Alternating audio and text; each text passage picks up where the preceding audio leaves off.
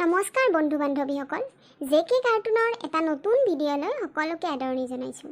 আজিৰ ভিডিঅ'টোত মই আপোনালোকক আমাৰ পৃথিৱীৰ কিছুমান ইণ্টাৰেষ্টিং ফেক্টছৰ বিষয়ে জনাম।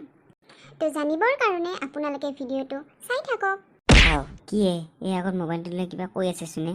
পল ভাল দে ইয়াৰ পৰা সোনকালে, নহ'লে ইয়াৰ মোক ফচাব। বান্দাৰ ক'ত যা তই? ৰচোন ৰ, মই কিবা ইণ্টাৰেষ্টিং কথা কৈছোঁ, শুনাহি তই। তোৰো লাভ হ'ব, এনেইতো পঢ়া শুনা নকৰাই, এতেই অলপমান ভাল কথা কিছুমান শুন, তোৰে লাভ হ'ব।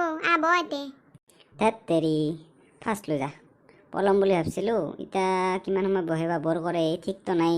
অলপমান পাবজি খেলিম বুলি ভাবিছিলোঁ, ধেত তেৰি। দে কি ক'ব লগা আছে? আৰু এই মোবাইলটো আগত লৈতে কি এইগিলাখান নাটক আৰম্ভ কৰছাই? গৰু, মই ইণ্টাৰেষ্টিং ফেক্টছৰ বিষয়ে ক'ম কিছুমান, গতিকে শুন তয়ো। স্কুল পাতিতো নাইয়ে, অনলাইন ক্লাছত মিছাও অনলাইন থাকি একো পঢ়া শুনা নকৰা, খালি মোবাইলটোত খেলা পাবজি, সেয়েতো জীৱন হৈছে। অলপমান শুন, তোৰো নলেজ বাঢ়ব দে, সেইকাৰণে মাতছোঁ। তই আৰু ইণ্টাৰেষ্টিং ফেক্ট, তই কিবা জানা নেকি? ক'বাৰ কিবা ভুল বকবি যেন পাইছোঁ। জানো না নাইজনো শুনি থাকচোন, গম পাবি দেই। মই কিমান ৰিচাৰ্চ কৰি উইলৈছোঁ, কিমান পঢ়ি উইলৈছোঁ, মইহে গম পাওঁ। তই শুনি থাকলিহে গম পাবি। মোৰো নলেজ বাঢ়িল পঢ়াৰ কাৰণে। মোৰ থ্ৰুই দি মই যিখিনি জানো মই মানুহকো জানাব বিচাৰিছোঁ, যাতে তেওঁলোকৰো অলপ নলেজ বাঢ়ে। আৰু তই শুনলি তোৰো অলপ বাঢ়ব দেই, একো লচকান নহয় দেই বহাৰ কাৰণে। দে কি জানা তই, শুনি আছোঁ দে। কওঁ দে, মুখখন কিয় সেনেকৈ অদলে আছা? মানুহে দেখলি কি ক'ব? ভিডিঅ'ত আহিবি তই, ফূৰ্তিয়ে পাবা লাগে, কথাও গম পাবি, ভিডিঅ'টো আহিবি আৰু মুখখন অদলে আছা আৰু হাঁহি থাক ভালকে। দে হাঁহিছোঁ দে, ইতা। সেইকাৰণে ঘৰৰ হ'বাই নালাগে। হ'ব দে, ফাৰ্ষ্ট লো যিহেতু শুনোং দে, নহ'লে তই এই সুদাই এৰবাৰ নাই মোক।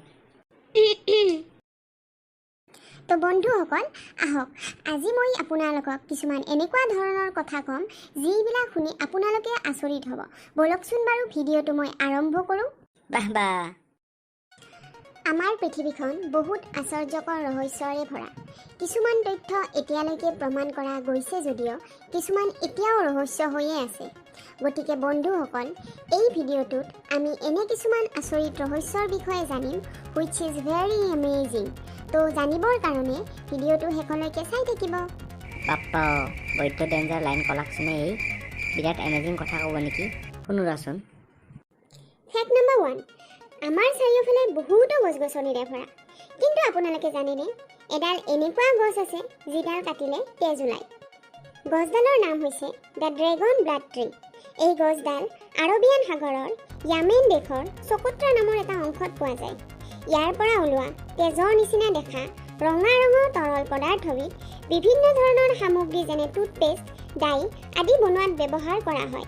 নহয়নে বাৰু আমেজিং? কিনো কয়, গাছ কাটিলেও তেজ ওলাই? সঁচা না মিছায়ে? কৈছিলোঁ না মই আমেজিং ফেক্টছ ক'ম বুলি। হলি না আচৰিত? তেজৰ নিচিনা এবিধ পদাৰ্থ লৈ গাছ কাটলি, সেই গাছডাল কাটলি, আৰু সেই পদাৰ্থবিধৰ ৰং হৈছে ৰঙা তেজৰ নিচিনা। আৰু তাৰ পৰা বিভিন্ন ধৰণৰ বস্তু যেনেকৈ আমি যে দাঁত ঘহোঁ, টুথপেষ্ট, লগতে কিছুমান কালাৰ আদি বানয়। বুজি পাইছা? গম পালি না এটা আমেজিং কথা? কেনে লাগিল শুনি? পালোঁ দে, ভালেই লাগিল দে। এতিয়া মই লগৰকেইটাৰ আগত লেবেল দিব পাৰিম ৰ, ইমান ডাঙৰ কথা এটা গম পালোঁ মই। ফেক্ট নম্বৰ 2, এতিয়া মই এটা হ্ৰদৰ কথা ক'ম। আমিতো বহুত হ্ৰদ দেখিছোঁ, কিন্তু মই এতিয়া এনেকুৱা এটা হ্ৰদৰ কথা ক'ম যিটোৰ পানী স্পৰ্শ কৰাৰ লগে লগে সকলো বস্তুৱেই শিললৈ পৰিৱৰ্তিত হৈ যায়। সেইকাৰণে এই হ্ৰদটোৰ কাষত কোনো ধৰণৰ জনবসতিও নাই। এই হ্ৰদটো আছে আফ্ৰিকাৰ উত্তৰ অংশৰ তানজেনিয়াত। এই ভয়ানক হ্ৰদটোৰ নাম হৈছে নেট্ৰন লেক। কি কথা কয়? পানী লালিও শিল হৈ যায়? কিয় হৈ যায় এতিয়া কাৰণটো শুন।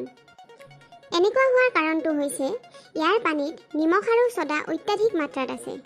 হ্ৰদটোৰ পানীত pHৰ পৰিমাণ 9ৰ পৰা 10.5লৈ, আৰু পানীত কিছুমান এনেকুৱা পদাৰ্থ আছে যিবোৰ আগ্নেয়গিৰিৰ পৰা ওলোৱা ছাইত থাকে।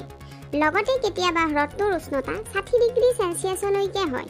সেইকাৰণে এই পানীৰ স্পৰ্শত যিটো বস্তু আহে সেই বস্তুটো কেলচিফাইড হৈ পাথৰ হৈ যায়। ৱাও, কি আচৰিত কথা! বুজি পালোঁ। বঢ়িয়া কথা কৈছা দে, সঁচাকৈ এমেজিং। আৰু এতিয়া মই ক'ম ফেক্ট নম্বৰ 3। সেইটো বেছি ইণ্টাৰেষ্টিং আৰু এমেজিং, কিন্তু তাৰে আগতে তই মোক কচোন, দিন কিমান ঘণ্টা হয় আৰু ৰাতি কিমান ঘণ্টা? এইটো আৰু কি এমেজিং কথা? চবেই জানে দিন কিমান ঘণ্টা, ৰাতি কিমান ঘণ্টা। দুটা এমেজিং কথা কৈ তই কিবা নিজকে মহাপণ্ডিত বুলি ভাবছা নেকি? দিন ৰাতি কথা যে সুধবা আহিছা।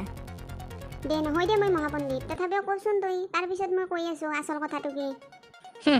সেইটো ক্লাছ 1ত পঢ়া চলিও জানে, দিন 12 ঘণ্টা ৰাতি 12 ঘণ্টা। ভাবছিলোঁ দুটা এমেজিং কথা শিকলোঁ, 3 নম্বৰটো ভাল এমেজিং কথাই হ'ব, কিন্তু গম পালোঁ দে আৰু 3 নম্বৰটো কি এমেজিং কথা হ'ব। সেইটো বোলে আৰু চবতকৈ এমেজিং। সম্পূৰ্ণ কথাটো গম নাপাকে হাইভা নেংগে, শুন ইতা কি এমেজিং কথা।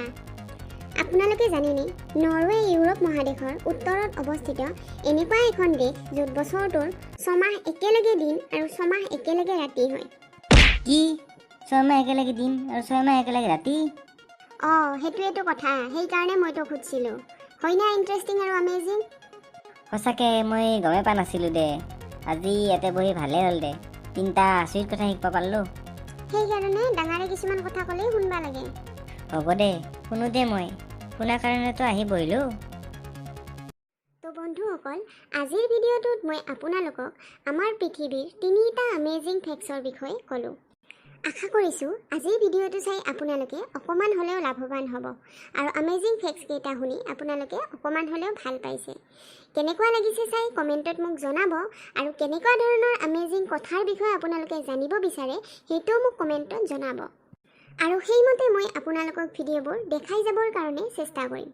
যদি আজি ভিডিঅ'টো চাই ভাল লাগিছে তেতিয়াহ'লে লাইক আৰু শ্বেয়াৰ কৰি দিব। আৰু এতিয়ালৈকে যদি আমাৰ জেকে কাৰ্টুন চেনেলটো ছাবস্ক্ৰাইব কৰা নাই, প্লিজ ছাবস্ক্ৰাইব কৰি দিব। আৰু কাষত থকা বেল আইকনটো ক্লিক কৰিব নাপাহৰিব। Thank U.